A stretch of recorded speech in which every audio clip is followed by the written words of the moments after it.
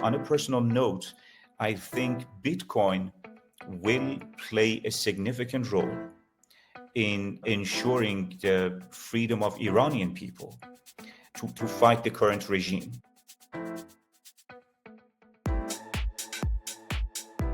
I am curious to know your own views as a libertarian on Bitcoin from someone who probably, it is my assumption that you were first a libertarian. For me, I became first a Bitcoiner, and then the leftist cells in my body died away, and I became more pro-liberty and also anarchist leaning. I'm interested to know your background and your introduction to Bitcoin. What is Bitcoin to you? Oh, absolutely. In my case, yes, you're absolutely right. I was first a libertarian, and then uh, long before the advent of crypto. Nonetheless, because I was a libertarian, I embraced Bitcoin. And I was an early adopter. I made a small fortune by buying Bitcoin very early, although I'm so sorry that at some point I sold a big portion of my portfolio because I wanted to rent a larger place, and I needed deposits, and I wasn't really trading Bitcoin. I just had an investment. In my wallet I had a few Bitcoins, and so I sold.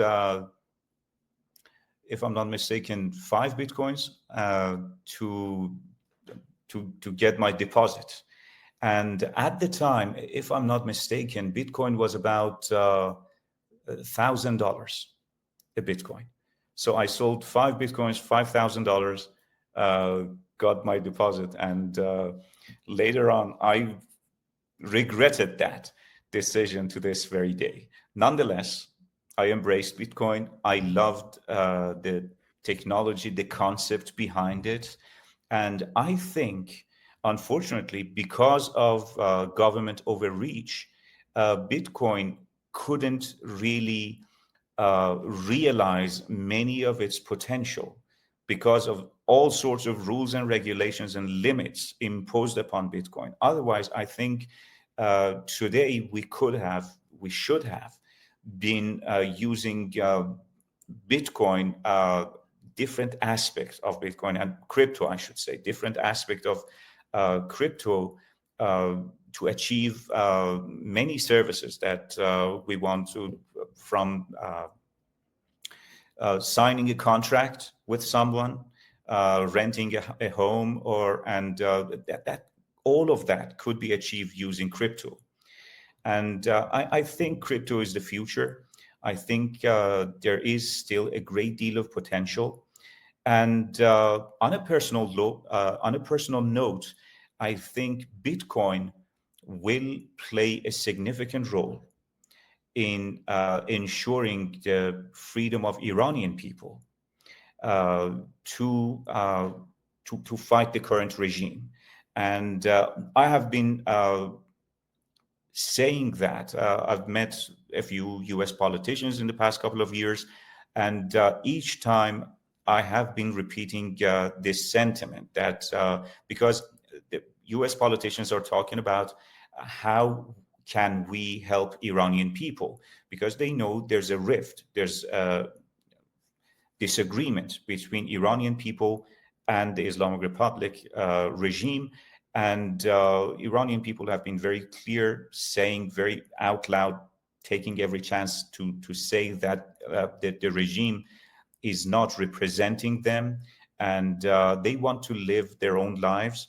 Iranian people want to decide how they want to live, what they want to drink, what they want to listen to, and what movies they want to watch, and things like that. They want to have a normal life. Unfortunately, in Iran currently, they cannot do many of those things. But I think Bitcoin can play a significant role helping Iranian people to liberate themselves from, because remember that one of the biggest uh, certainly the biggest crisis in Iran is the hyperinflation in the country, and the devalued fiat money uh, of the regime, which Iranian people hate that currency, to be honest with you. And they would use Bitcoin more frequently to achieve, to trade more things if they were allowed, if they were recognized by, crypto platforms, reputable crypto platforms. But unfortunately, because of sanctions, Iranian people don't have access to those services and platforms. And I think I've been appealing to US politicians to recognize this very important thing. And if they want to support Iranian people, they should recognize Iranian people's right to trade, to be part of the international community on crypto platforms, and to trade not huge amounts, but micro amounts that make sense for an ordinary Iranian citizen. And I think that will make a difference. Remember, more than half of Iran's GDP is in services. And if Iranian people can use Bitcoin, they have absolutely no reason to continue spending the devalued fiat money in Iran. They would, almost all Iranians would prefer to use crypto, and I think it is possible. It is achievable. We just have to convince a few more politicians. Yeah, and actually, the Iranian government has also recently, quite recently, maybe a month, since a month ago, has limited the exchanges in Iran, and people and Iranians have to go through so much difficulty for buying a small amount of Bitcoin or crypto in general. So that's the war that is fought in Iran.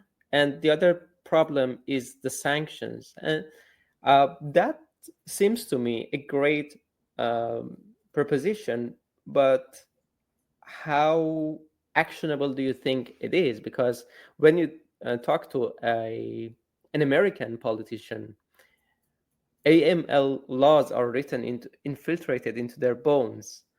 Uh, what is your, what strategy would you use? How would you talk to them to sound more convincing? You're absolutely right. Because, and this is important, by the way, to recognize, we already have large number of Iranian people having a crypto wallet. They do. Many Iranians, even now, despite all the sanctions and limits imposed by the Islamic Republic regime as well, they continue to trade. And yes, they recently, because they noticed that large numbers of people are converting their all they have, basically, because they no Iranian wants to keep Iranian rial. They want to convert it to something else. Back in the day, it was either gold or foreign currency. And government started to impose all sorts of rules and regulations and taxes. And nowadays, if you want to buy gold, it's very, you have to pay an extra on taxes. And uh, the overhead cost has increased significantly. And the price of gold in Iran is much higher than your average price of gold internationally for that reason. And same story when it comes to foreign currency. Even they criminalized holding large sums of US dollars or European euros. So when Bitcoin came along, and that is partly why I invested in Bitcoin back in the day, because I didn't want to keep my what I earned. I wanted to convert it to something else. I didn't want to hold gold in my house because I had a small apartment. I didn't want to. I didn't have a safe or anything like that. It was uncomfortable. So I invested in Bitcoin. And still many people in Iran do that. The thing that I've been trying to convince US policymakers about is that, look, unfortunately, because of sanctions, the intention of sanctions is to limit the regime.